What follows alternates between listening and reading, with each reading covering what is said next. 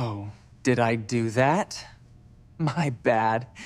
It's just so hard to keep track of all these laws. Some people believe a courtroom is merely a room where facts are traded for sentences, but I've sat on this bench long enough to realize it is actually a mirror.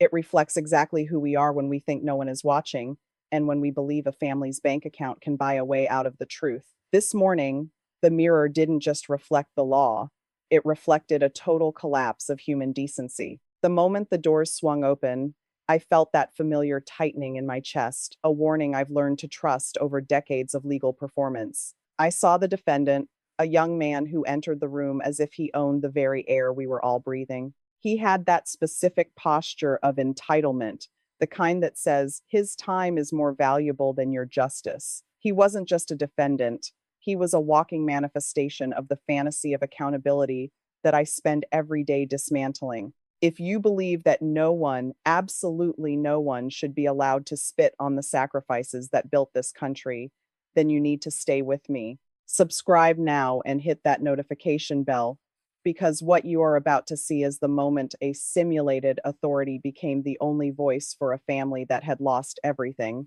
It was a Tuesday morning, the 14th of October, 2025. The air in the gallery was heavy, thick with the kind of silence that only happens when a community is holding its breath, waiting for a verdict that feels real. My clerk had mentioned that one of the morning cases involved a confrontation that had gone viral, but the summary on my desk didn't prepare me for the visual. Sitting in the front row was the Miller family. They were dressed in their Sunday best, but their eyes were miles away, still anchored in a tragedy that the rest of the world had moved on from. They were the parents of Sergeant Michael Miller, a man who gave his life in a desert thousands of miles away so people like this defendant could have the freedom to be ungrateful. The charge on the docket read aggravated harassment and disorderly conduct at a memorial site, but legal terms are often too sterile for the ugliness they represent.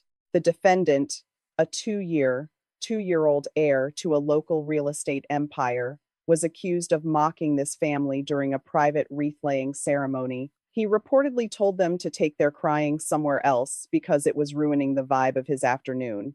As I looked at him, I noticed the details, the designer jacket, the $5,000 watch, the way he smirked at his attorney as if I were a minor inconvenience in his social schedule. He wasn't nervous, he was annoyed. And that is where the danger begins, when a person no longer recognizes the weight of the ground they stand on.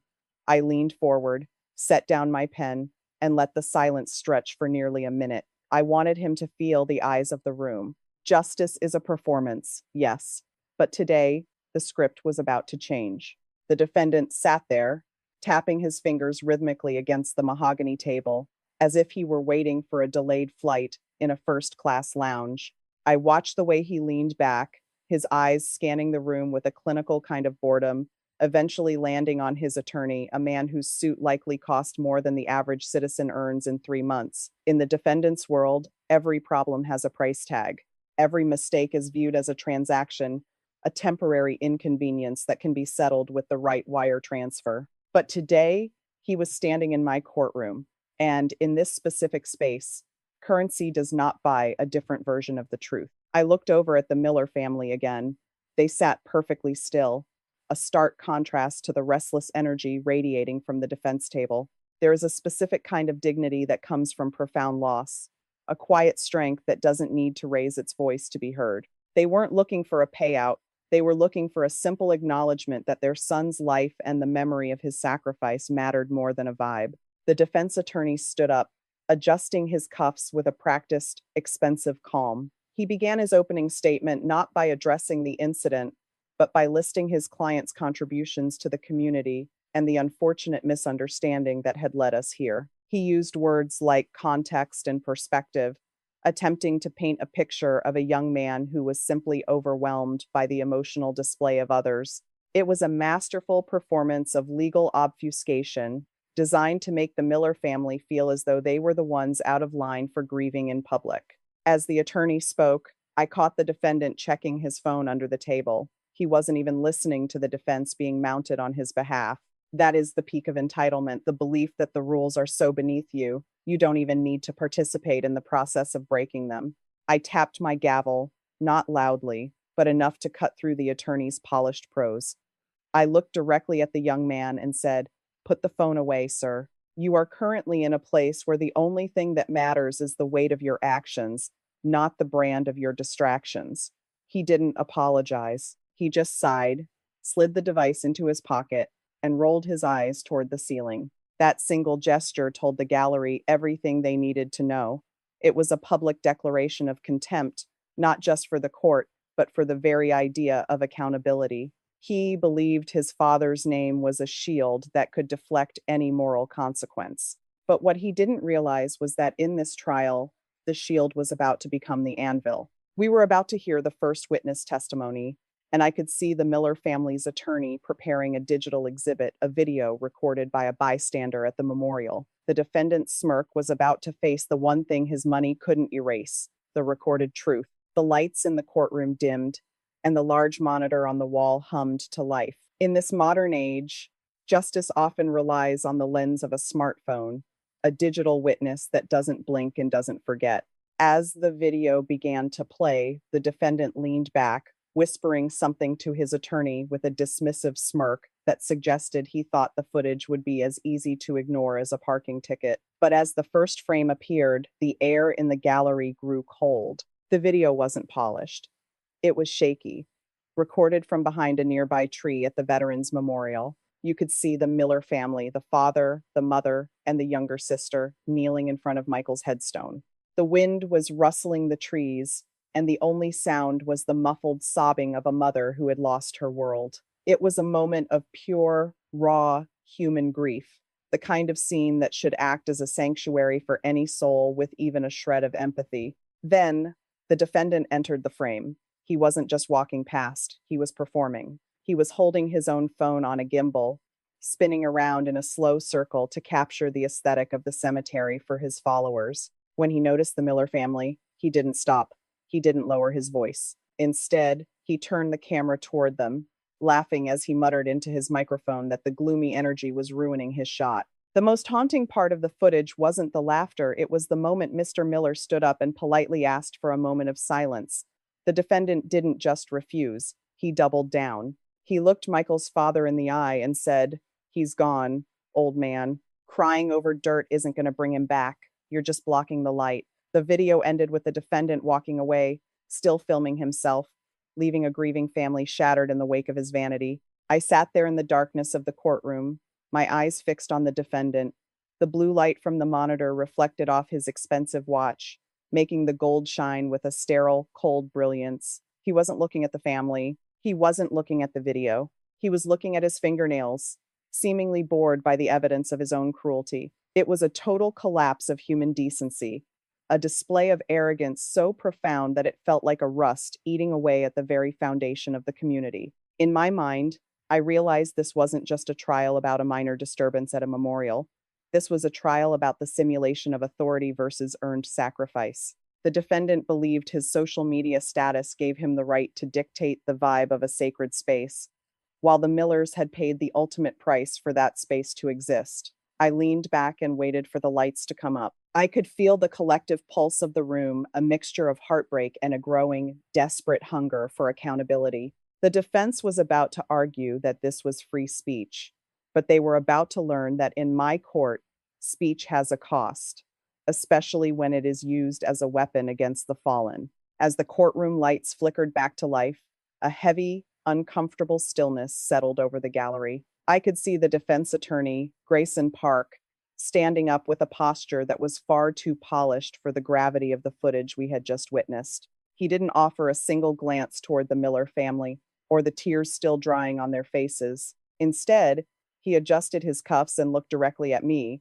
preparing to launch into a defense built entirely on technicalities and a cold, calculated distance from the truth. Park began his argument in a voice that was smooth, professional, and completely devoid of any real human empathy. He spoke about the need to separate emotional discomfort from legal culpability, as if the pain he just saw on screen was merely an inconvenience to his client's rights. He called the incident a misunderstanding of modern clout culture and argued that his client's words were protected speech under the law.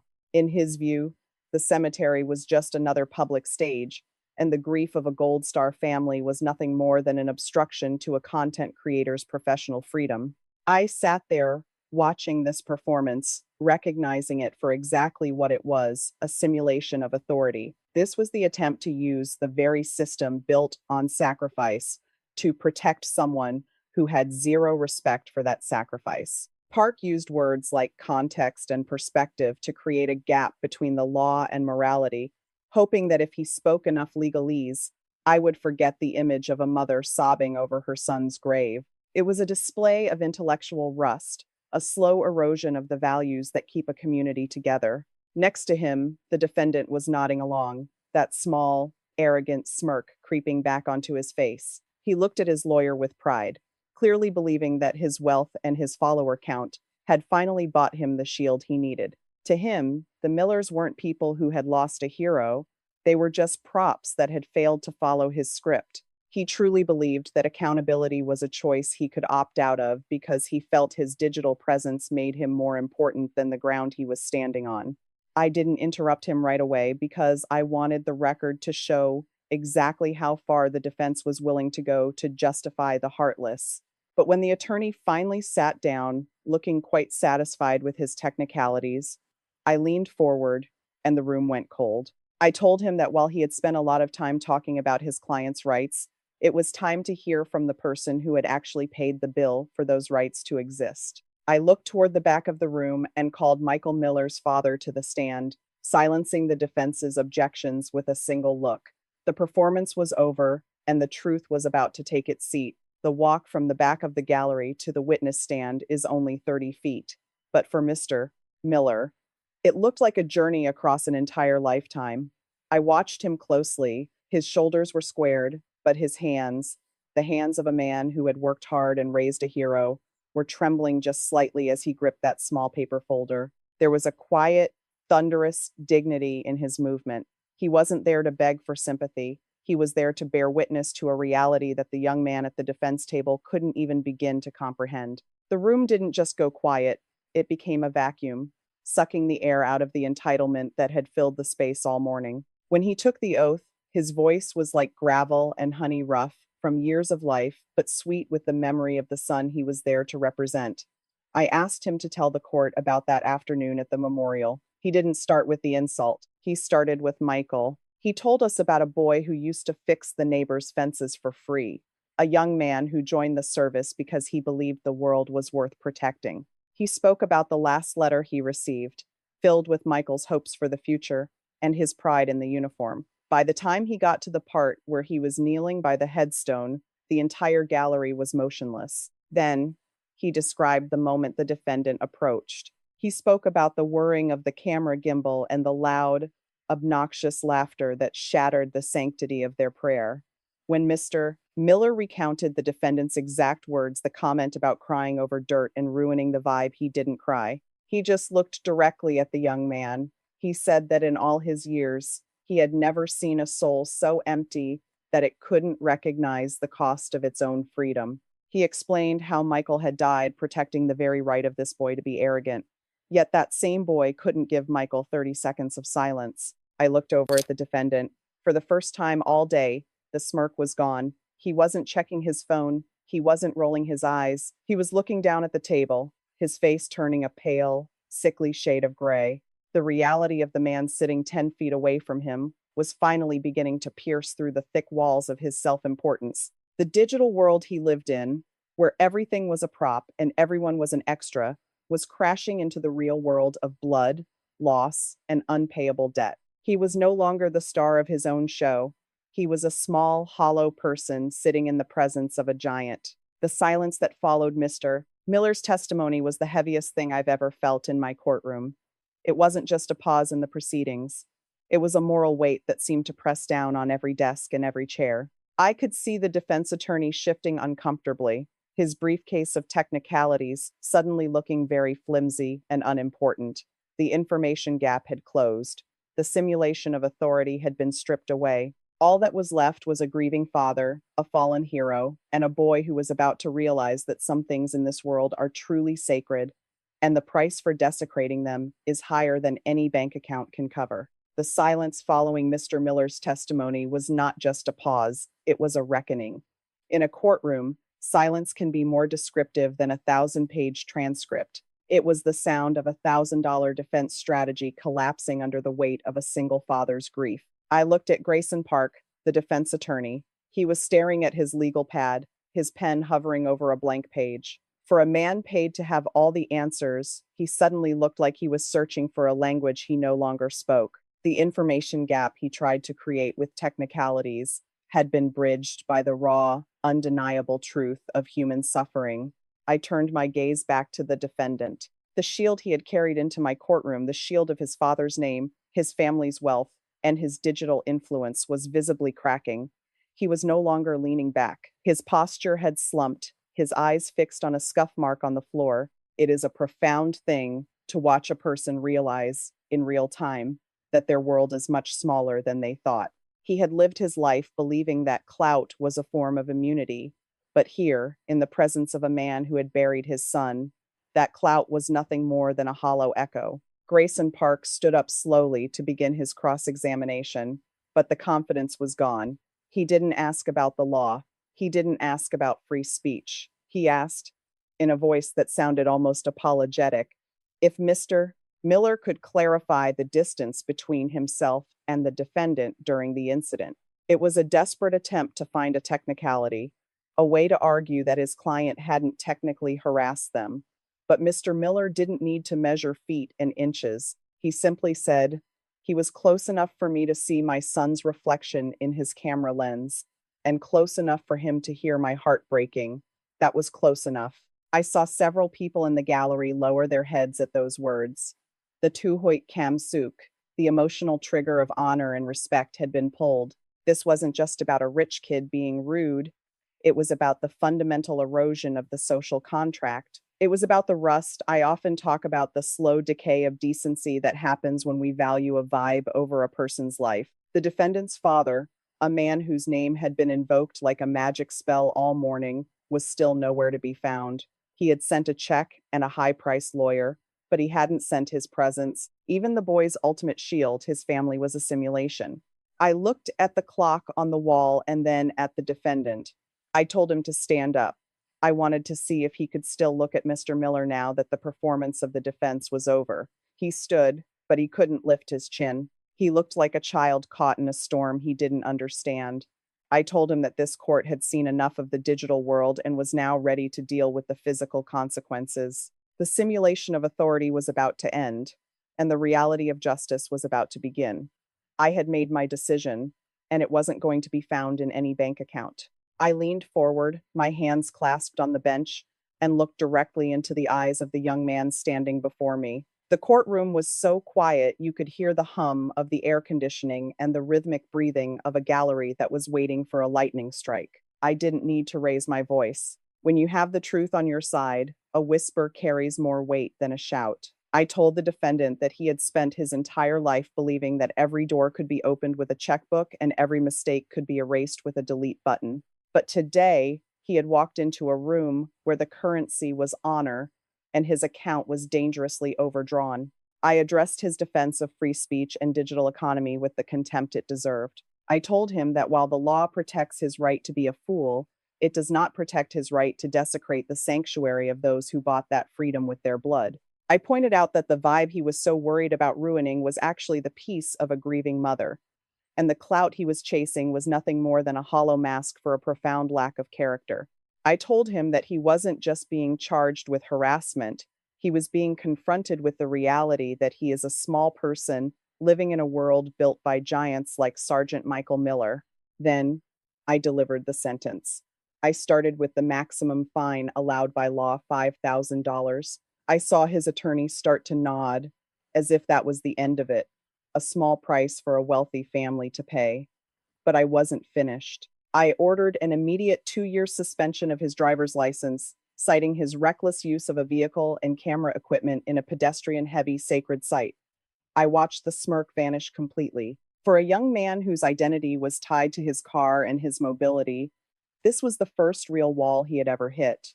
But the true weight of the verdict was yet to come. I sentenced him to 500 hours of community service, but I made it very specific. He would not be at a charity gala or a photo op. He was ordered to report to the very cemetery where the incident occurred, under the supervision of the Veterans Administration. His task was to manually clean and polish the headstones of fallen service members, starting with the row where Sergeant Miller rested. I told him he would do this without a camera, without a phone, and without an audience. He would spend 500 hours in the company of heroes, learning the names and the dates of people who understood the meaning of the word sacrifice in a way he never had. Finally, I addressed his digital presence. I ordered a mandatory digital blackout for the duration of his probation. He was forbidden from posting, streaming, or engaging in any social media activity that could be used for self-promotion or financial gain.